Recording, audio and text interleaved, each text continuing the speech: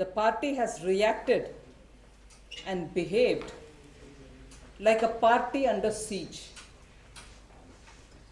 It is a party suffering from a mentality of a party under siege, and its reaction, the speeches, have all been very much like the days when they were under attack for the Bofors scandal. A party under siege,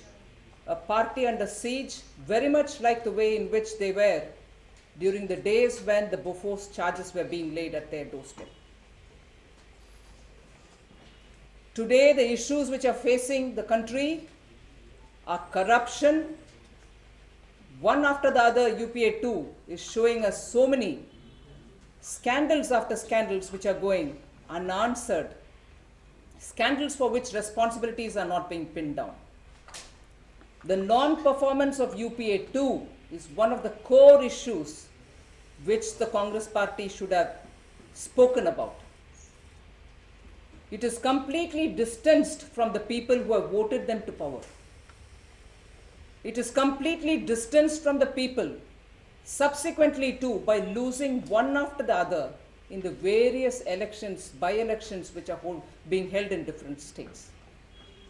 The plenary is being held in that context. And there is a complete distrust among its own allies and itself. The partner parties of UPA 2 have completely reached a stage where they are not sure whether there is any mutual trust left behind. In this context, the speech that the president of the Congress party has made has very clearly shown the mentality of a party which is under siege. The president has only, Srimati Sonia Gandhi has only tried to deflect the attention of the people of this country who are waiting to hear answers on so many of their failures. Instead of answering the questions, Srimati Gandhi has chosen to abuse the opposition. She has very clearly taken a position, a pretended aggression. An aggression which is only coming to probably help energize her demoralized party cadres. By using abusive language, she has only deflected the attention of the people of this country from the failures of, she's attempted to, from the failures of UPA 2. And if choosing to deflect the attention, the Congress party thinks that it can stay away from answering the questions, the charges which are laid at their doorstep, the opposition will not quietly watch it. We shall definitely raise all these questions in public fora and make sure the Congress will answer the questions which are awaiting answers. Legitimate protests, demanding questions, asking the government to be accountable to the parliament are all remaining, still waiting for answers. But they are being called as blackmail, as political blackmail. In the parliament, discussions were held in 2009, post which action has been delayed. FIRs were filed 14-15 months ago, and action was taken only after this level of protest in the parliament. And the entire country watched how obstinate the Congress party was. And to say that it is political blackmail just shows the mindset of the Congress, a Congress party, that which imposed emergency, is speaking very much in similar language today.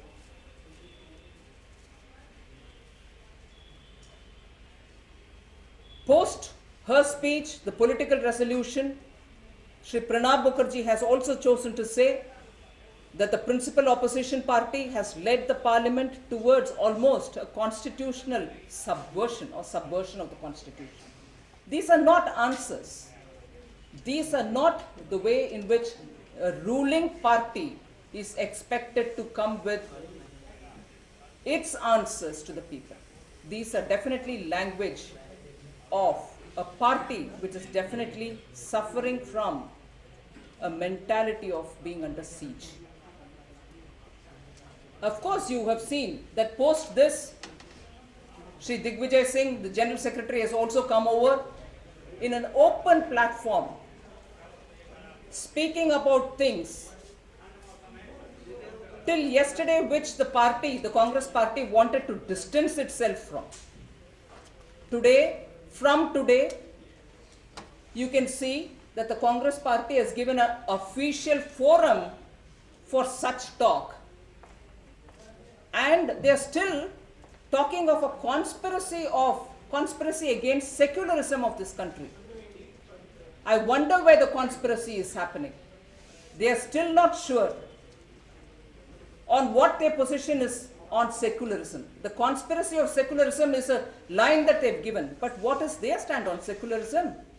If openly the General Secretary comes and talks about Hindu terror, and the President herself, Srimati Sonia Gandhi has herself spoken about minority and majority fundamentalism, I have a feeling they're having a manthan on, a churning on what constitutes terror in their definition. So that which was till now passing remarks which the party did not want to identify itself with, is now open platform being provided and being spoken by its General Secretary in the plenary, at the same time cross-referencing it with a conspiracy against secularism. I wonder what their reference is. So with all this, our response is that other than the fact that the President of Congress party has spoken as though she is the leader of the opposition, rather than probably even forgetting that she is in the ruling party. She is the President of the ruling party. So the speech or the plenary's morning proceedings, as much as we have seen it through the media, very clearly show that the Congress party is a party with a mentality or suffering from a mentality of a party under siege. And attempts have been made not to answer, but very clearly to divert the attention of the people from the failures of UPA 2, from the corruption of UPA 2, from the distancing of the people from the government today of UPA 2. And that is what is our response to what has happened today in the morning. Thank you.